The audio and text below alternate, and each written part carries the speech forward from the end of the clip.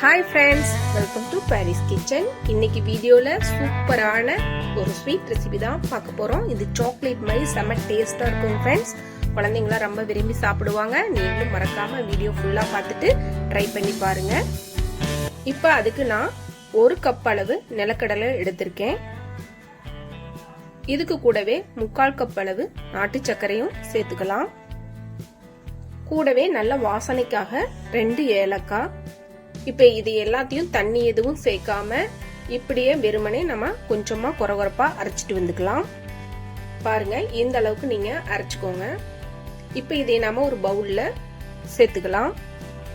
இதுக்கு கூடவே மறக்காம மில்க் பவுடர் 2 டீஸ்பூன் அளவு சேர்த்துக்கோங்க. கூடவே 1 டீஸ்பூன் அளவு நம்ம நெய் சேர்த்துக்கலாம் நல்ல வாசனைக்காக.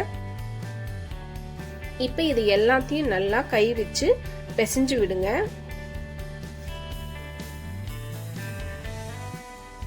இது நெடக்கடலை பாத்தீங்கன்னா ஃப்ரெண்ட்ஸ் நிறைய புரதச்சத்து இரும்பு சத்து இருக்கு. குழந்தைங்களுக்கு ரொம்ப ஹெல்த்தியானது. இப்ப பாத்தீங்கன்னா 1/4 கப் அளவு காய்ச்சின பால் எடுத்திருக்கேன். அது எந்த பாலா இருந்தாலும் பரவாயில்ல, பாக்கெட் பால், பசும்பால் எது இருந்தாலும் பரவாயில்ல. ஆனா கொஞ்சமா டீஸ்பூன் அளவு சேர்த்துக்கோங்க. அதிகமா சேர்த்திட்டீங்கன்னா ரொம்ப கொலகொலன்னு ஆயிடும். சப்பாத்தி பதத்துக்கு நீங்க நல்லா பிசைஞ்சுக்குங்க இந்த மாதிரி.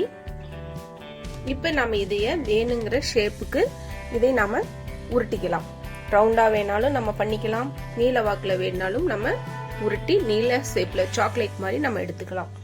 இந்த நிலக்கடலை ரெசிபில பாத்தீங்கன்னா இரும்பு சத்து புரதச்சத்து நிறைய இருக்குது. குழந்தைங்களுக்கு வீக்லி 2 டைம்ஸ் மறக்காம நீங்க செஞ்சு கொடுங்க. குழந்தைங்க ரொம்ப விரும்பி சாப்பிடுவாங்க.